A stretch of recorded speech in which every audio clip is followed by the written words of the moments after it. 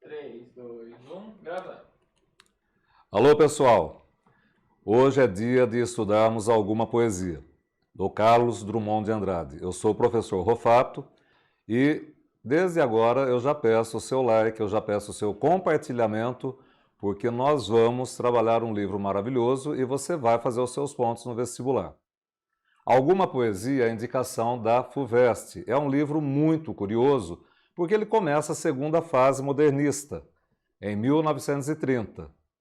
Isto quer dizer que nós precisamos conhecer a primeira fase, porque foi nesse momento que os poemas se criaram. Foi nesse momento que o Drummond se viu influenciado pelos modernistas da primeira fase, a fase heróica, demolidora, questionadora das tradições literárias. Em todo caso, vamos começar falando do Drummond. Drummond é um poeta mineiro, e essa mineirice transparece muito claramente nos seus poemas. É um jeito especial de falar da realidade e mais especial porque nós estamos falando de um poeta extremamente singular, extremamente idiosincrático. Ele tem uma característica que é dele, uma postura poética que nós não temos em outro poeta da nossa história. É o aspecto gauche. A palavra francesa gauche quer dizer desengonçado, desajeitado, esquerdo, azarado, uma pessoa desencontrada em algum momento, em algum espaço da sua vida.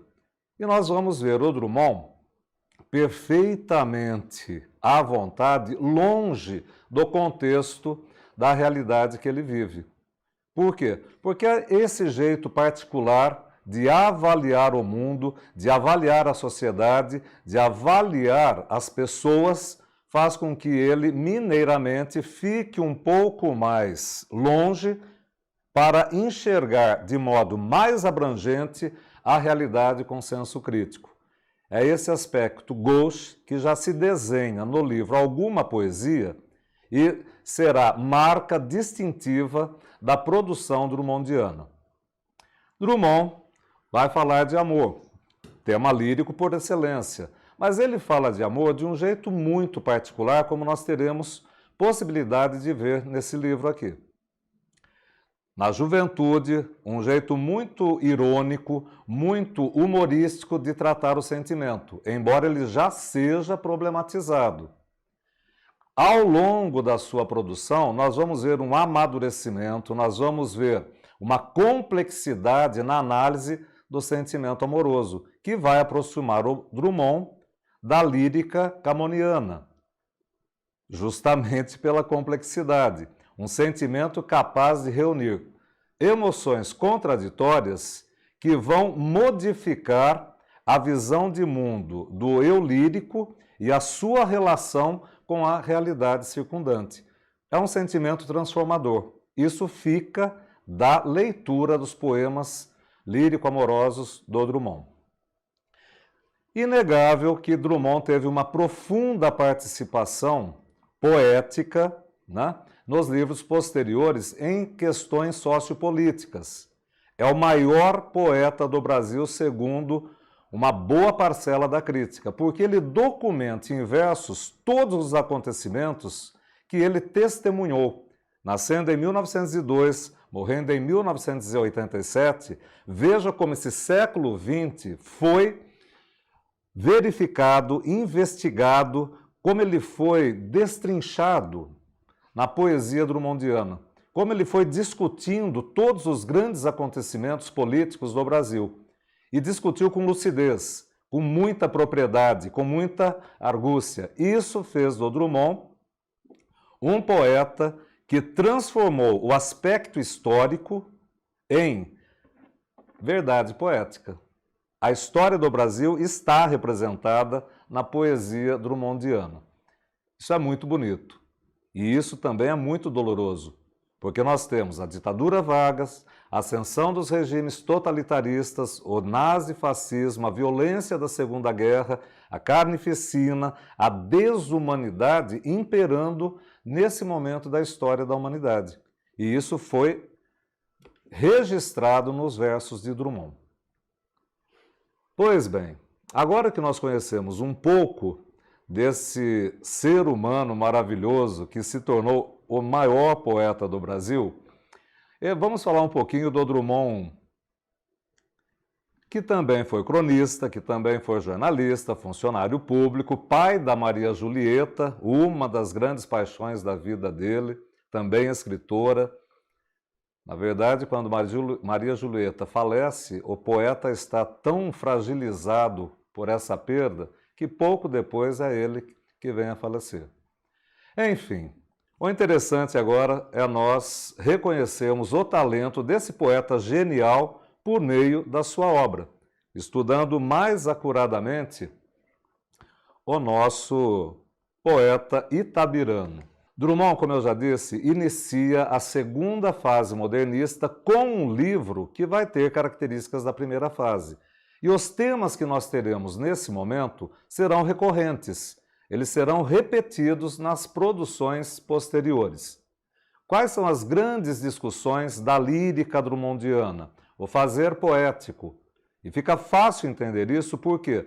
Porque quando Drummond se afasta da sociedade para observar melhor a realidade, ele fica questionando o valor da poesia, a necessidade da poesia, o tempo e espaço em que a poesia se apresenta e dá a sua contribuição para transformar o mundo. Metalinguagem é um poema, aliás, é um tema que nós veremos em alguma poesia e em toda a trajetória do nosso poeta. A função social do poeta, como eu disse, nós temos um homem absolutamente sensível para capturar os acontecimentos da sua realidade e filtrá-los por uma ótica com uma sensibilidade aguda. É poeta.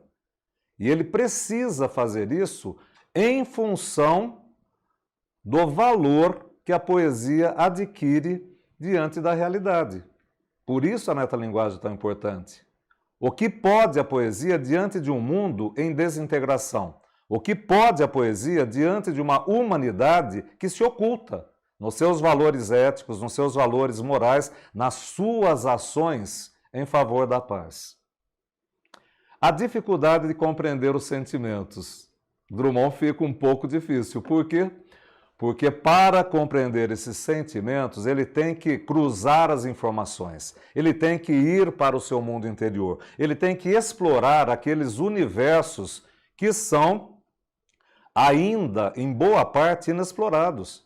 Ele tem que investigar as emoções que são contraditórias, tentando uma conciliação para que tenha uma visão clara. O que é este sentimento que faz o que faz comigo e faz o que faz com o mundo à minha volta? É uma poesia difícil, mas é uma poesia maravilhosa que nós precisamos ler. E a importância da família. Nós vamos conferir nesse texto uma coisa que é genial, espero que você goste, como nós todos gostamos. Drummond estava na faixa dos 27 anos, beirando os 30 anos, quando ele lança, 27, 28 anos, beirando os 30 anos, quando ele publica o nosso livro, Alguma Poesia. E claro, né, os poemas já vinham sendo escritos desde alguns anos, na sua juventude. E quando você compara a visão que ele dá da família nesse momento com o que ele vai falar depois, mais amadurecido, mais envelhecido, mais treinado pelas experiências emocionais, você percebe então essa trajetória evolutiva e muito aprofundada na visão que ele tem da importância da família, das origens que ele viveu na sua cidade natal, Itabira, do Mato Dentro, cidade tida como principal exportadora de ferro do Brasil nos anos 40. E junto da família vem os amigos, vem a família que ele se deu, aquelas pessoas que ele trouxe para perto de si para se construir como sujeito de verdadeiras humanidades. Entendendo um pouquinho da primeira fase, porque nós vamos entrar no estudo dos poemas de Alguma Poesia. Semana de Arte Moderna, manda embora o tradicionalismo, chuta para longe todas as regras poéticas, momento de liberdade de expressão, essa tão necessária liberdade para que nós sejamos indivíduos, para que nós sejamos criativos. Como exigir do poeta que ele fique preso aos moldes clássicos, 2 quartetos, 2 tercetos, esquema de rimas, beletrismo, o preciosismo vocabular. Nada disso. Vamos chutar o pau da barraca da tradição. Vamos instaurar a novidade como um valor em si mesmo. Tempo de Oswald de Andrade, tempo de Mário de Andrade, tempo do Drummond sem publicar, mas já escrevendo seus poemas e já estabelecendo contato via cartas com Mário de Andrade, de quem se torna grande amigo. Alguma Poesia é o livro dedicado a Mário de Andrade, que nesse momento, nessa primeira fase, nós vamos entender como um mentor poético do Drummond. Quais foram as características marcantes da primeira fase? E precisamos conhecê-las, porque são elas que estarão presentes nesses poemas. Nós temos aí uma visão poética demolidora, sem regra nenhuma, irracionalismo, sem seguir lógica, sem seguir padronizações, sem estreitar, sem asfixiar o talento do artista. Você faz o que você quiser fazer. Você é artista, você é uma pessoa criativa. As palavras, vamos nos comunicar verdadeiramente com o nosso leitor. As palavras de todo dia, as palavras prosaicas, as palavras das conversas, o coloquialismo. Vamos estabelecer contato direto, imediato com o nosso leitor.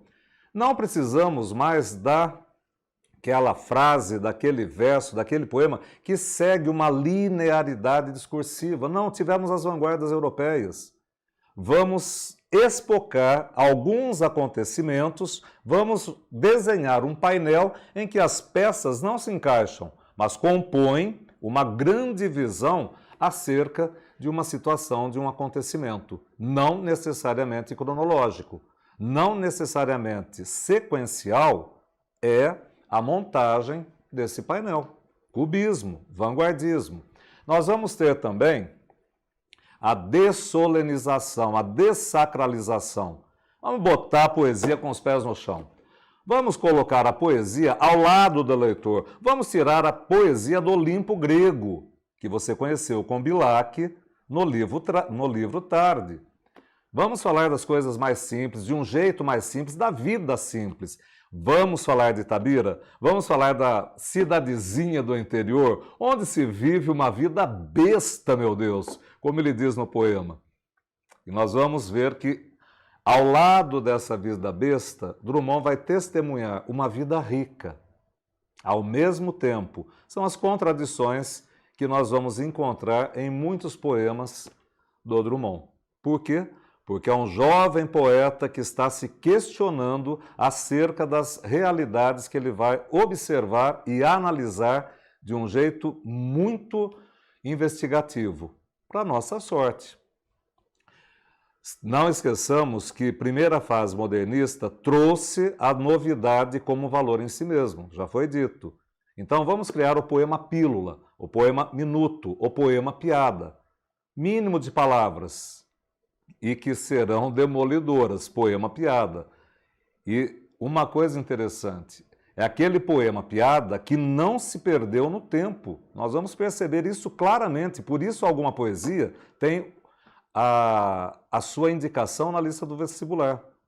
A atenção merecida a esse livro permanece não inalterável, ela permanece acrescida, né, da necessidade de mais atenção. Por quê? Porque os poemas da década de 30 do século XX fazem todo sentido, embora sejam piadistas, muitos deles, mas fazem todo sentido na realidade do século XXI.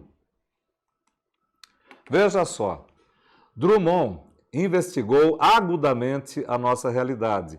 E o lirismo drummondiano traz um estilo individual que se marca pelo lirismo não derramado, não sentimentaloide, não choroso como era dos parnasianos na fase romântica, ou do próprio romantismo. não espiritualista, metafísico, longe do mundo, querendo chegar ao céu, embora esteja vivendo aqui. Nada disso. O lirismo drummondiano convoca o leitor para que ele interprete a sua realidade, para que ele dê os contornos dos acontecimentos da sua época. É um lirismo lúcido, um lirismo feito de modo cerebral, não de modo emocional, cerebral. E aí você percebe que não é diferente, é completamente diferente. A poesia sempre foi associada àquela emoção que transborda. Não é o caso da lírica drummondiana. O sentimento está presente, mas ele está totalmente contornado por uma visão racionalista. Ele documentou a história dele. Ele documentou os grandes acontecimentos do Brasil, os grandes acontecimentos do século XX. Isso fez dele esse grande poeta. Esse racionalismo agudo. De um lado, o poeta sozinho, o aspecto gauche. Não está combinando, não está sintonizado com o mundo que ele vive, com as realidades que ele observa. Ele se põe à margem, ele se põe sozinho, gauche, desajeitado, né? Sem estar em sintonia com as pessoas e com os acontecimentos. Mas quanto mais longe Drummond se posiciona, tanto mais ele abarca da realidade, tanto mais ele enxerga do mundo e tanto mais ele lança o seu olhar agudo para interpretar essa realidade. De um lado, o Drummond, com a sua sensibilidade de poeta, o seu mundo subjetivo. De outro lado, a realidade, com os seus acontecimentos trágicos. Em 1930, ele lançou o livro. Nos meados de 1920, ele escreveu os poemas, pós-Primeira Guerra Mundial. Depois de 1930, a Segunda Guerra Mundial. Claro que ele precisava alargar o seu campo de visão e buscar respostas para tantas indagações. Esse é o Drummond que nós lemos, desde o primeiro livro e também nos demais livros, né? Um homem que confronta o seu mundo interior, extremamente sensível, contra um mundo exterior absolutamente violento, trágico e desumano.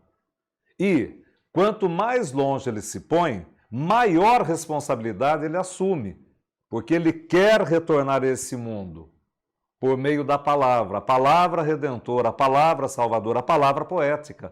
É a contribuição que o Drummond dá para que haja transformação no mundo. Por isso a discussão do valor metalinguístico. Por isso a manifestação da solidariedade. Eu não estou longe por mera fuga, evasionismo romântico, irresponsabilidade. Eu estou longe porque eu preciso ter um olhar crítico, uma visão crítica. Eu preciso enxergar mais que todo mundo. E essa é a minha participação política. Como homem de palavras, homem de letras, homem de sensibilidade, eu não disparo arma. Eu disparo o meu talento, que é redentor, salvador. Drummond é maravilhoso. Os temas estão aqui. O provinciano que se revela e se descobre. O homem da cidadezinha do interior. Você está pensando em alguma cidade especial? Eu espero que sim. Porque você vai saber que a vida na cidade interiorana, seja lá em Minas Gerais, Itabira do Mato Dentro, seja no estado de São Paulo, em alguma cidade perto de Piracicaba, a vida interiorana em Itabira não é diferente da vida interiorana de qualquer cidade do estado de São Paulo, de qualquer outra cidade. É a vida limitada, é a vida reduzida a situações muito conhecidas.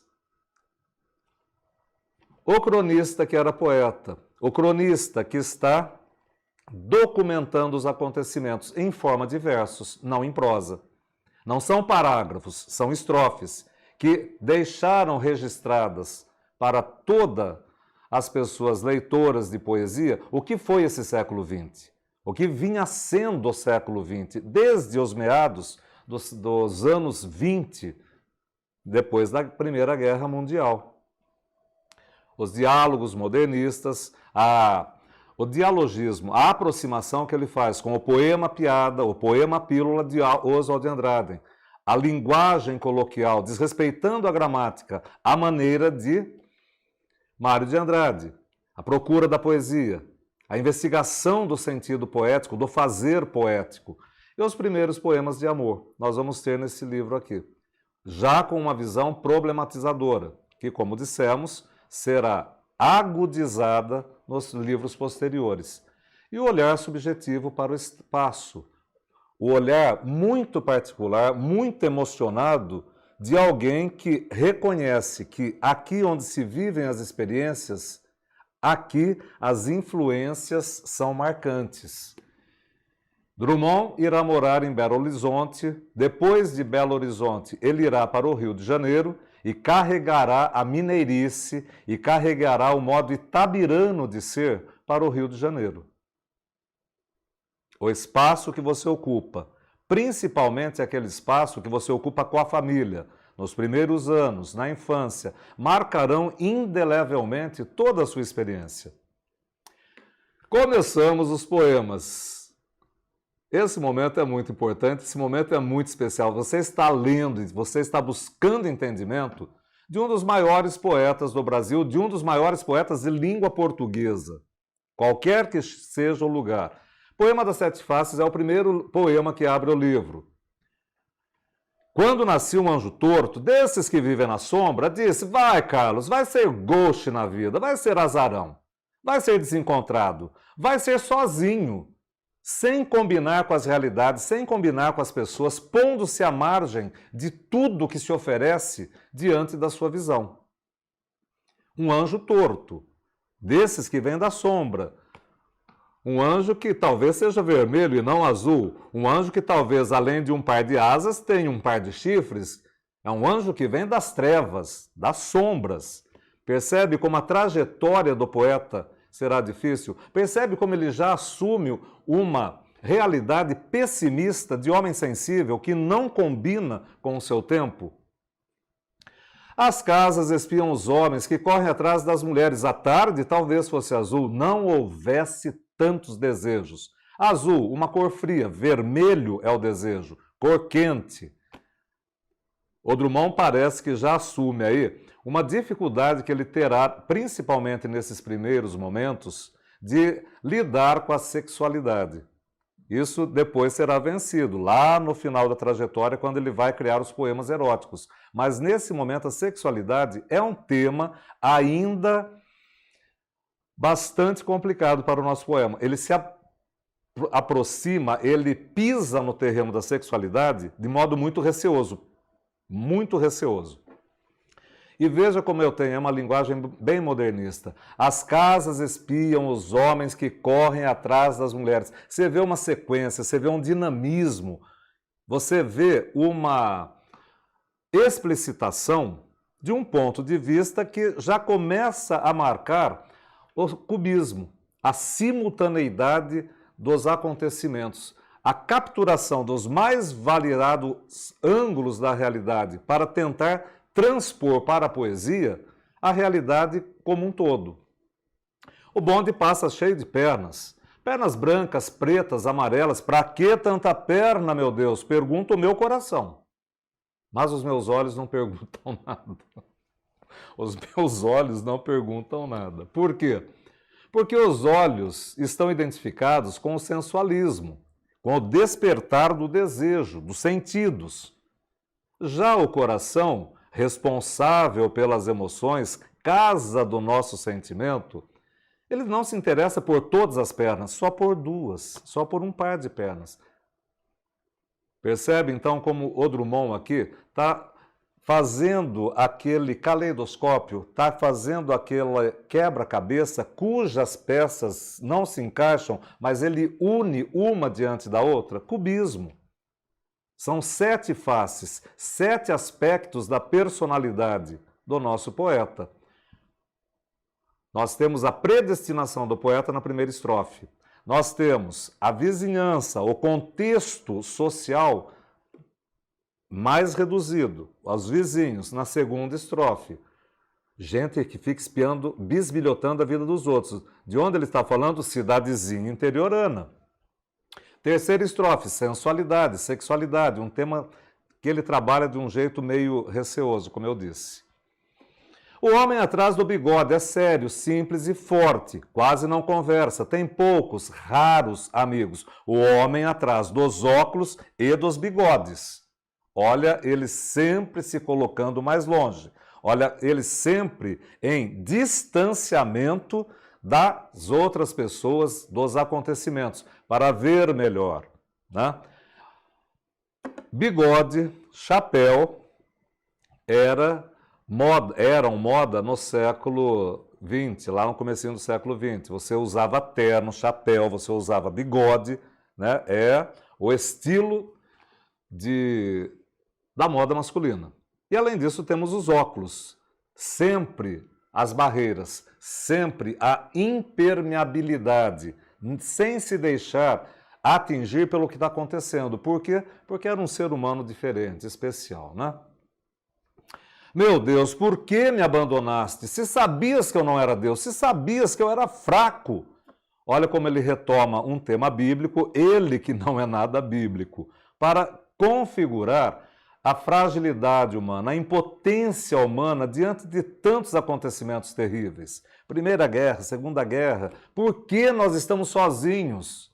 Por que o Senhor, né, não está aqui, Deus não está aqui? Se nós precisamos de um milagre para reverter a condição socioeconômica do mundo. Mundo, vasto mundo, se eu me chamasse Raimundo, seria uma rima, não seria uma solução. Mundo, vasto mundo, mais vasto é meu coração.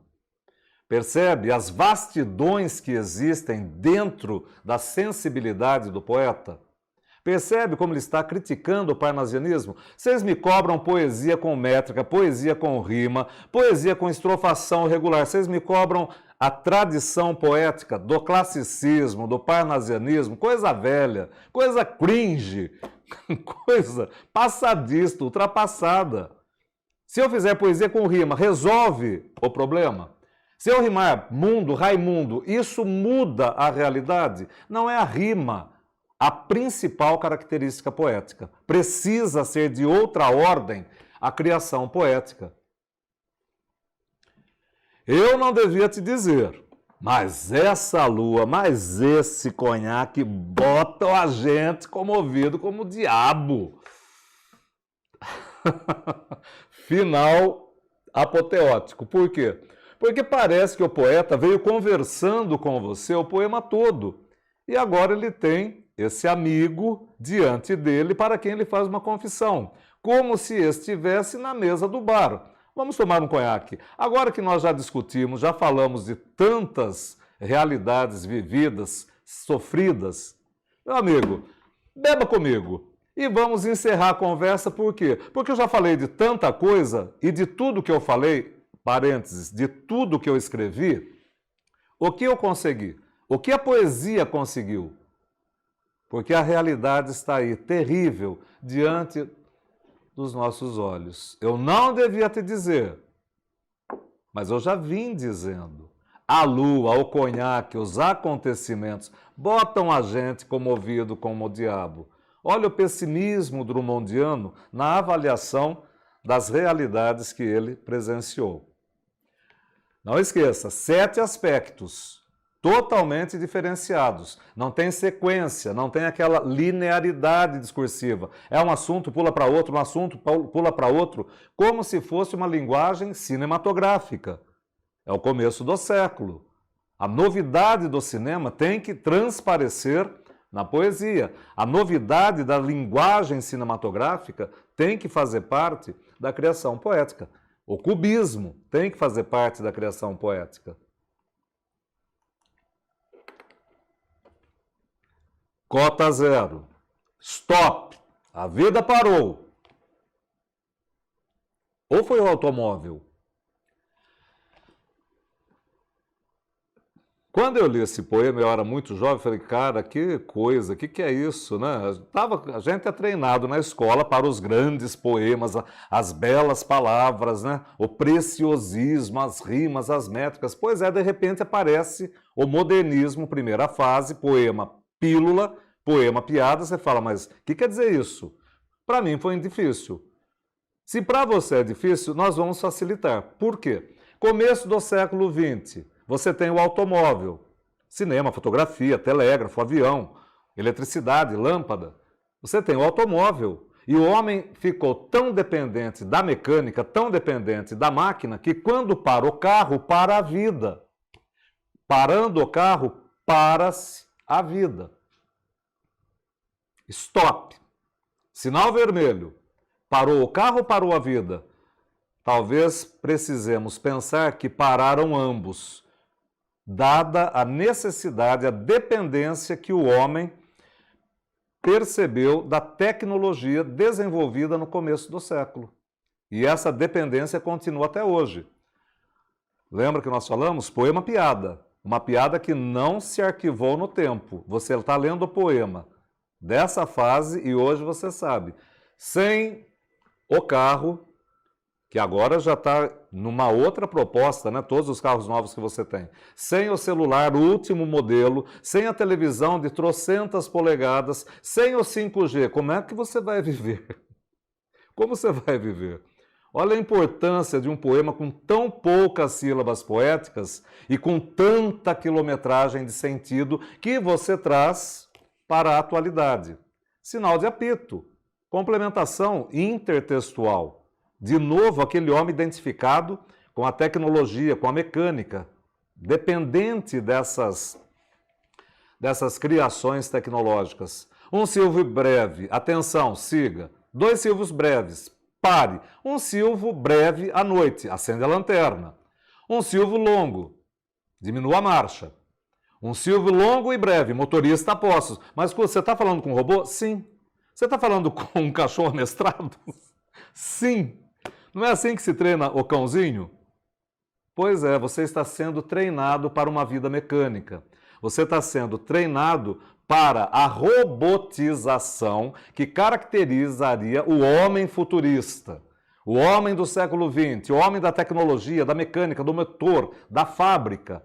O homem que estará nas fábricas apertando os parafusos, né, de modo absolutamente mecânico, reproduzindo ações que no final ele nem sabe para quê. A função dele é apenas apertar parafuso. Lembra a primeira Revolução Industrial? Pois é. Nós ainda estamos em revoluções industriais. Chegamos à quarta, né? A este sinal, todos os motoristas tomam lugar nos seus veículos para movimentá-los imediatamente. Todo mundo bem treinado, todo mundo bem adestrado, todo mundo robotizado. Viva o século XX! Vamos ser um pouco irônicos como o Drummond. Viva o século XX, que robotizou o homem. Mas trouxe conforto, ninguém nega. Ninguém nega. Lirismo romântico. Não. Lirismo amoroso. Não vamos confundir. Nosso poeta é modernista. E o amor sempre naquela lenga-lenga. E o amor sempre naquela toada. Vai, não vai, vai, não vai. Briga, perdoa, perdoa a briga. Não se deve xingar a vida. A gente vive e depois esquece. Aceita que dói menos, meu filho. Hoje está ruim, amanhã fica melhor. Depois piora, depois volta a melhorar. Essa é a relação amorosa na ótica drummondiana. Uma sucessão, uma alternância de emoções. Só o amor volta para brigar. Está vendo como o amor é importante? Se você brigar com outra pessoa que não seja o ser amado, é para nunca mais. Se você brigar com o patrão coloca você na situação de nunca mais. Agora, quando se ama, você sempre retrocede, você sempre volta, você sempre pede perdão. Amor, cachorro, bandido, trem. Cubismo, a linearidade discursiva, sequência de palavras para dar uma ideia do que seja o amor. Bandido faz você de gato, também, sapato, capacho. Cachorro. Por quê? Porque você está sofrendo desgraçadamente. O trem Segundo o mineiro, o trem bom. Até a hora que ele descarrilha. Daí fica complicado. Sempre uma contradição, já nesse momento. Mas se não fosse o amor, também que graça a vida tinha, né? Mariquita, dá calpito, no teu pito está o infinito. Cara, mas não entendi nada que ele disse. Não precisa, a gente explica. Porque quando eu era aluno do colegial Ilício, eu não entendi nada. Então vamos traduzir para você que fica mais fácil. Mariquita é um nome muito brasileiro. E nacionalismo e brasilidade serão discussões muito pertinentes aos modernistas da primeira fase. Dá calpito, o cigarro, o cachimbo. Eu não sou especialista em tabagismo, então alguma coisa que, né, você acende com fósforo aí. Dá calpito. No teu pito, no teu cigarro, no teu cachimbo, no teu pito, bem caipira, né? Bem caipira, lembra do Saci Copito? Pois é. No teu pito está infinito. O que ele está dizendo aí?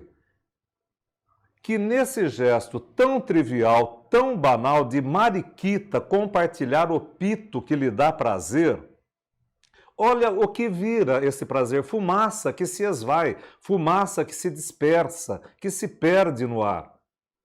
Tá, e o que isso quer dizer? No teu pito está o infinito, na tua companhia, Mariquita, ô minha amada, ô meu amor, no teu pito está o infinito, nesse momento breve, em que tudo vira fumaça, em que tudo some no ar. Eu não sumirá da minha memória o prazer, a alegria que eu sinto em compartilhar esse instante breve que será eternizado na minha memória. Disse Vinícius de Moraes, que seja infinito enquanto dure. Percebe que nós temos um poema que se aproxima da pilhéria, da piada, mas no final você tem aí uma questão filosófica. Por mais banal que seja o amor, por mais trivial, por mais cotidiano que seja o amor, por mais bandido, cachorro, trem, ele marcará de modo indelével a sua experiência, porque será a maior experiência da sua vida. Vamos falar da família? Tema fundamental para o nosso poeta. Num poema que traz uma simplicidade que eu espero seja reconhecida por todo leitor. Meu pai montava cavalo, ia para o campo. Minha mãe ficava sentada, costurando, cosendo com S, né? Meu irmão pequeno dormia. Eu, sozinho menino entre mangueiras, lia a história de Robinson Crusoe. Comprida história que não acaba mais. Percebeu que até hoje ele está lendo essa história? A memória dele, como custou aquele menininho, aquele moleque perdido lá no meio das mangueiras, ler aquele livro daquela grossura. A história do Daniel Defoe, sobre o náufrago naquela ilha longínqua, 28 anos perdido na ilha. No meio-dia branco de luz, uma voz que aprendeu a ninar nos longes da senzala nunca se esqueceu. Chamava para o café. Café preto, que nem a preta velha. Café gostoso. Café bom. Olha o desenho da sociedade. Uma família patriarcal, o pai que sai para campear, para investigar, para andar a cavalo. Uma imagem de poder, andar a cavalo. Né? Uma estátua equestre, como era feita dos grandes imperadores, dos grandes homens do mundo, os donos do poder. Uma família patriarcal, o pai sai para buscar os provimentos, para cuidar dos provimentos. A família de Drummond era fazendeira, o pai era fazendeiro. Então ele vai para o mato sem fim da fazenda. A mãe fica em casa, cuidando da família. São os papéis sociais cabíveis ao homem e à mulher, nos seus gêneros muito definidos naquela época.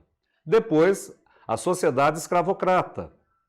O meio-dia branco de luz, contrastado com a doçura, com a amorosidade na voz de quem aprendeu a ninar, a cuidar das crianças lá nos tempos da senzala.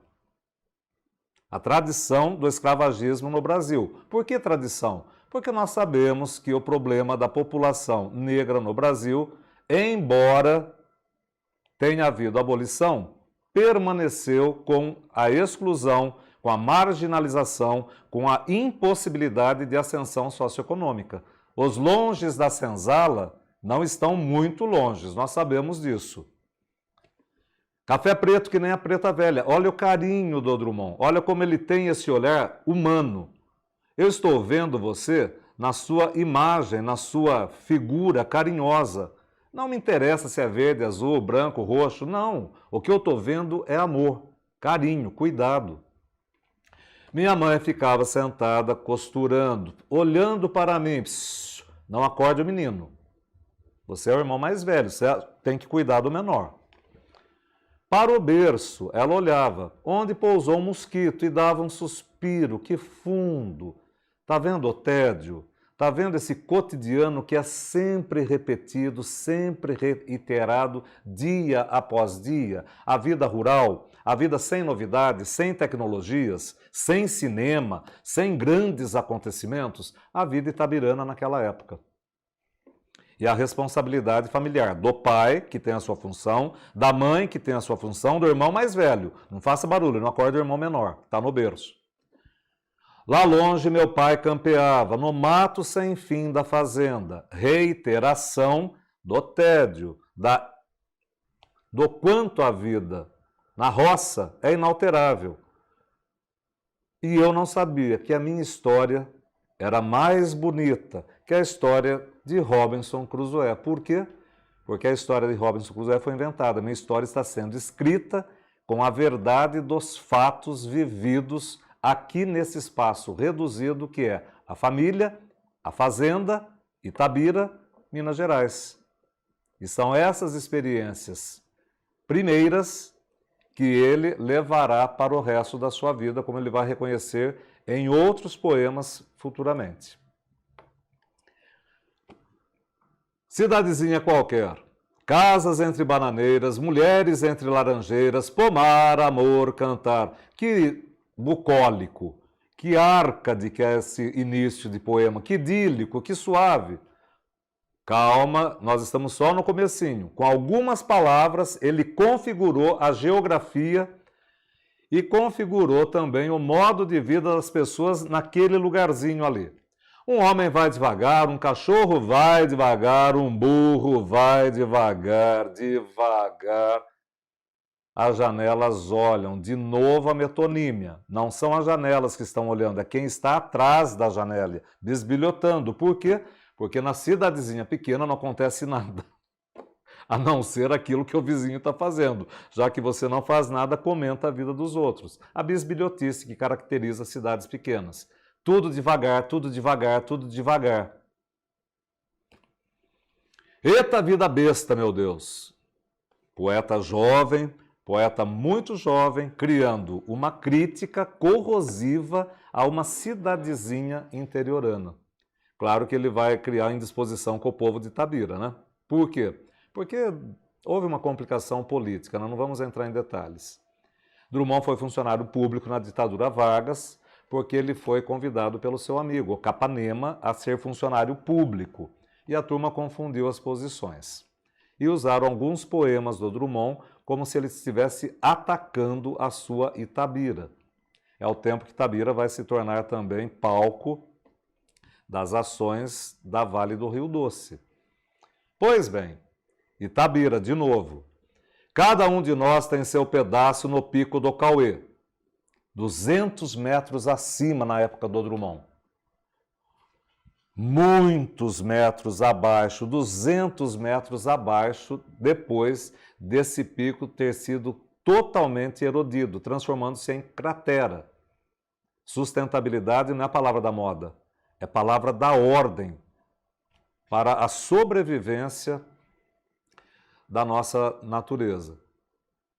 Na cidade toda de ferro, as ferraduras batem como sinos, os meninos seguem para a escola, os homens olham para o chão, os ingleses compram a mina. Olha aí a interferência internacional nas riquezas do Brasil. Só na porta da venda, Tutu Caramujo cisma na derrota incomparável. Itabira vai se transformar. Itabira, como principal exportadora de ferro Itabira, Minas Gerais, né? Olha aí o que nós sabemos a respeito de barragens que são destruídas, causando danos irreparáveis ao ecossistema, né? Parece que Drummond foi premonitório, né? Ele está vendo o quanto a natureza sofrerá com a atividade exploratória dos recursos que gerarão riquezas. O pico virou uma cratera. É Drummond falando da sua querida Itabira, que ele fez questão de defender contra todas as políticas extrativistas que ele conheceu. Ali está, número 4, né? O quarto, Itabira, porque esse poeminha faz parte de uma coleção, Lanterna Mágica, em que Drummond vai homenagear algumas cidades, alguns estados, no trajeto que ele vai fazer do Rio de Janeiro, de Belo Horizonte até a Bahia. São 8 poemas, compondo um painel das paisagens, das realidades que ele viu. Então você tem São João del Rei, a Bahia, num poema muito curioso, né? Alguém tem que fazer um poema para a Bahia, mas eu não sou eu, porque eu nunca fui lá, diz o Drummond no poema. Enfim, 8 poemas que ele homenageia Belo Horizonte, né, as cidades que ele passou para chegar até o Rio de Janeiro. Mais uma vez, a nossa família representada nesse poema. Sesta, aquele cochilo da tarde, aquele sossego que você tem depois que está de barriga cheia. Aquele jeito bem gostoso de falar, bem caipira, bem irreverente. A família mineira está quentando o sol. Não tem o que fazer, fica lá, lagarteando, lagartixando ao sol. Sentado no chão, calada, feliz, sem preocupação. O filho mais moço olha para o céu. Para o sol, não. Não consegue, né? O sol ofusca. Para o cacho de bananas. Corta ele, pai.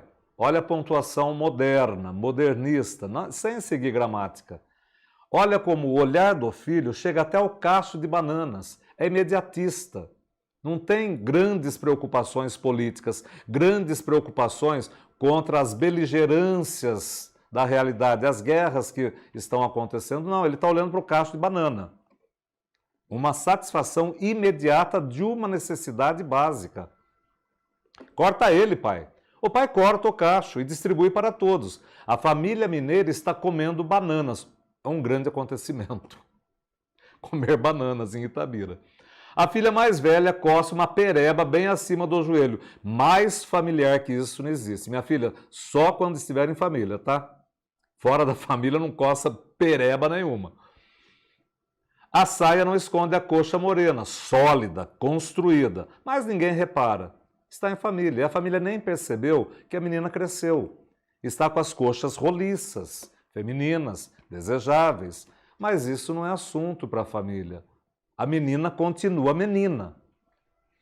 Os olhos se perdem na linha ondulada do horizonte próximo, porque nós estamos na paisagem mineira com o seu contorno montanhoso, as colinas. A cerca da horta, tá vendo? É mais próximo, não são as colinas de Minas Gerais, são o desenho onduloso das colinas da cerca. Cerca feita em casa, cerca doméstica. Cada tábua de um tamanho. A família mineira olha para dentro. O filho mais velho canta uma cantiga, nem triste nem alegre. Uma cantiga apenas, mole, que adormece.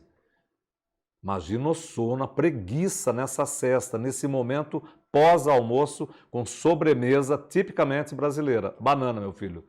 Sobremesa. O filho mais moço ergue o braço rude, enxota o importuno mosquito.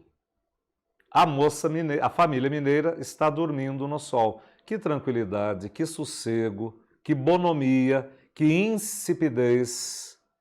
Nessa vidinha em que depois do almoço você come banana e dorme. Uma família calada, uma família que não produz grandes ações, que não convoca para grandes reflexões, é um quadro familiar, uma fotografia estática totalmente estática, como é a vida na cidadezinha interiorana, na cidadezinha qualquer. Uma cidadezinha onde as famílias vivem vidas aparentemente bestas. Mas você já viu que essa vida besta é mais interessante com a sua estaticidade, com a sua paralisia, com a sua nenhuma fantasia, é mais interessante que a vida do Robinson Crusoe. Ele já alertou você. Nota social. Metalinguagem. Vamos discutir o fazer poético. O poeta chega na estação, o poeta embarca, o poeta toma um alto, carro, o poeta vai para o hotel. E enquanto ele faz isso, como qualquer homem da Terra, porque o poeta é só mais um ser humaninho na Terra, uma ovação, um barulho de fã, o persegue, feito vaia, porque se confunde mesmo, né? A ovação e a vaia. Por quê? Porque o indivíduo não interessa, e interessa apenas a imagem que se faz do indivíduo. Quando essa imagem não corresponder ao que os fãs querem, aquilo que era ovação vira vaia. É uma questão de tempo, às vezes, né? Bandeirolas abrem alas, bandas de música, foguetes, discursos, povo de chapéu de palha, a moda da época, máquinas fotográficas, moda da época só para quem tinha dinheiro, assestadas, automóveis e móveis. A cidade parou porque o poeta chegou. Bravos! Esclarecendo, Mário de Andrade, Oswald de Andrade, Tarsila do Amaral e mais alguns modernistas foram a Belo Horizonte. E claro que houve um acontecimento ali, houve os poetas da cidade que foram homenagear os poetas mais famosos, os arquitetos da Semana de Arte Moderna, os nomes mais em evidência na poesia brasileira, Oswald e Mário de Andrade. Claro que não foi tão, sabe, não é um grande ídolo do rock que está chegando para causar esse tumulto todo. Aqui é a licença poética, né? Para fazer uma reflexão sobre a poesia, o Drummond criou esse momento de estardalhaço. Não foi tanto assim, não. Mas a licença poética garante a possibilidade de reflexão. Por quê? Porque agora, na segunda parte do poema, a gente percebe que não é bem o que você estava pensando. O poeta está melancólico, mas e o barulho, e os fãs, e as máquinas fotográficas, e as bandeirolas, e a banda de música, isso é tão importante. Mas o poeta não precisa ser importante, ele nem deve querer ser importante. Basta a ele ser poeta, o que já é um fardo muito difícil. É o anjo das trevas, o anjo torto, aquele que vive nas sombras que deu o destino de poeta. Por que você vai querer ser festejado pelo fato de fazer poesia? O poeta está melancólico. Numa árvore do passeio público, melhoramento da atual administração, árvore gorada, prisioneira de anúncios coloridos, árvore banal, árvore que ninguém vê, canta uma cigarra. Ah, quer dizer que a árvore se tornou instrumento de propaganda política, instrumento de propaganda consumista. O prefeito falou que ele plantou a árvore, que ele fez o jardim. E alguém foi lá e grudou um monte de panfleto, um monte de propaganda comercial na árvore. Para isso que serve a árvore. Nesta árvore canta uma cigarra. Canta uma cigarra que ninguém vê. Canta uma cigarra que ninguém ouve. Um hino que ninguém aplaude. Canta no sol danado. Essa cigarra. Canta à toa. O poeta no elevador, o poeta sobe, o poeta fecha-se no quarto, o poeta está melancólico. Será que as pessoas entenderam a poesia do poeta? Porque não é motivo de festa, é motivo de conscientização, é motivo de investigação íntima, de transformação do ser que o leitor é. Difícil, né? E você vê como ele vai no passo a passo, o poeta chega, embarca, toma o carro, o poeta vai para o hotel, O poeta melancólico, o poeta no elevador sobe, fecha-se no quarto, o poeta melancólico, que destino terrível. Quando ele vai repetindo as estruturas sintáticas de modo anafórico, o poeta, o poeta, o poeta, repetindo essas estruturas, ele vai dando uma dramaticidade, uma ênfase para o ser poeta. Vamos lembrar que em outro poema que nós não vamos discutir aqui, porque ele é bastante simples e você já deve conhecer. No meio do caminho tinha uma pedra no meio do caminho. Tinha uma pedra no meio do caminho, tinha uma pedra. Você conhece o poema. Veja como ele repete as estruturas sintáticas e ao repetir as estruturas sintáticas, ele enfatiza o drama. Ele põe em destaque um conflito humano. No meio do caminho é um poema publicado em 1928, no terceiro número da revista da Antropofagia. É um poema muito polêmico, possivelmente o poema mais polêmico de toda a literatura brasileira, porque causou um alvoroço tremendo. Mário de Andrade aplaudiu em primeira mão. Isso aqui é maravilhoso. Com certeza, Carlos, você criou um poema que tem camadas de intencionalidades que você nem imaginou. Mas quando o crítico for cavalcar, for investigar lá no fundo o que quer dizer esse poema, ele vai ter muito trabalho, porque é um poema de riquíssima mensagem a ser interpretada. A mesma coisa acontece aqui. Parece fácil escrever o poeta.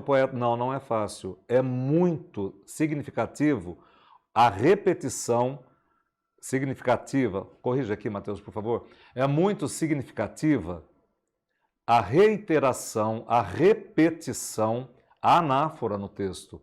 É muito significativa a repetição do verso. O poeta está melancólico, porque parece que está havendo uma distância muito grande entre o poeta e o sentido da sua poesia e o público e o entendimento da poesia.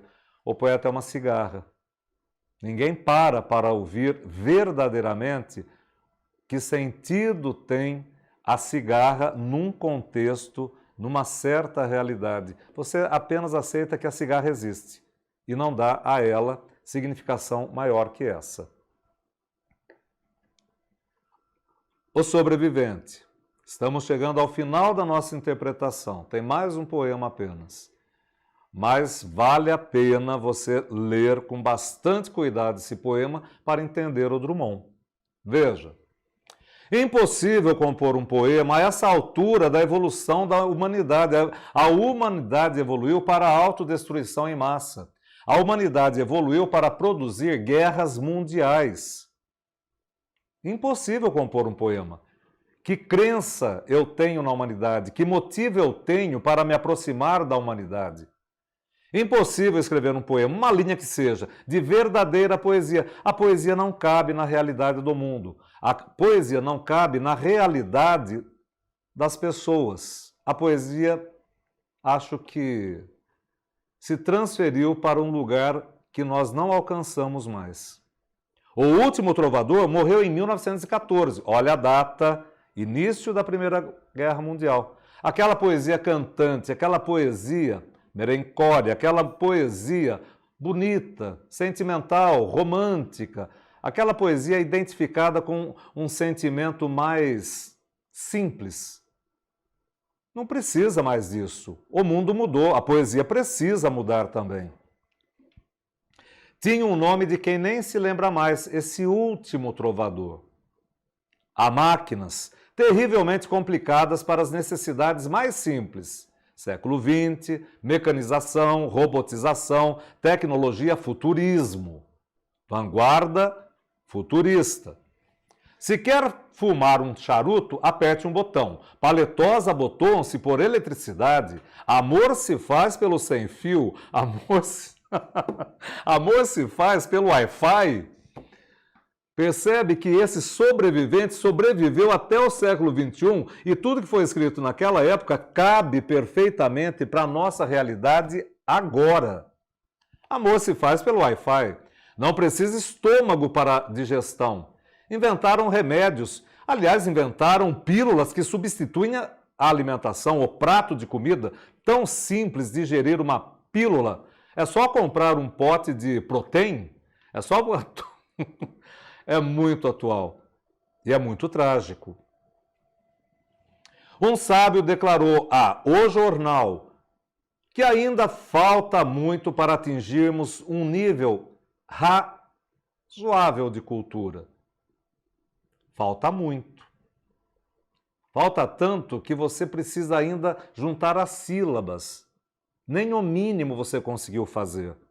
Imagine fazer o outro tanto. Quanto demorará? Falta muito. Um nível razoável de cultura. Mas até lá, felizmente, estarei morto. Por quê? Porque isso que falta não será o que nós precisamos.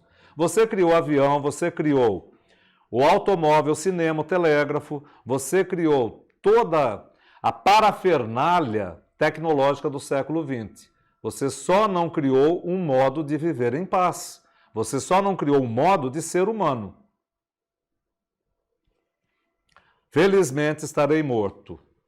Não testemunharei mais a cultura científica. Por quê? Porque ela foi usada para construir a bomba. O avião foi usado como arma de guerra. Mas não poderia transportar remédio, comida, sim, mas foi usado como arma de guerra. Felizmente estarei morto. Não testemunharei os avanços da cultura. Olha o pessimismo. Os homens não melhoraram e matam-se como percevejos. Os percevejos heróicos renascem para se continuarem as guerras. Depois da primeira, veio a segunda, etc. Vamos ser irônicos e trágicos, como Drummond foi no seu poema. Inabitável o mundo é cada vez mais habitado, e se os olhos reaprendessem a chorar, seria um segundo dilúvio, porque todos temos todos os motivos para lamentar.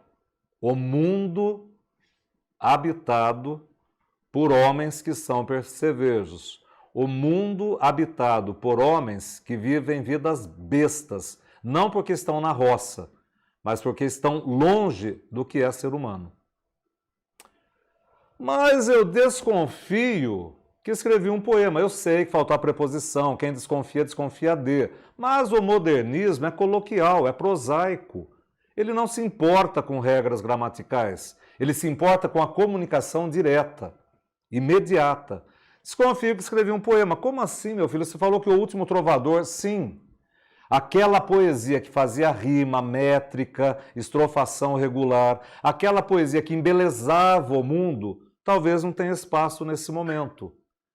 A melhor poesia para esse momento é essa poesia lúcida, cerebral, de clareza para o leitor entender a realidade circundante.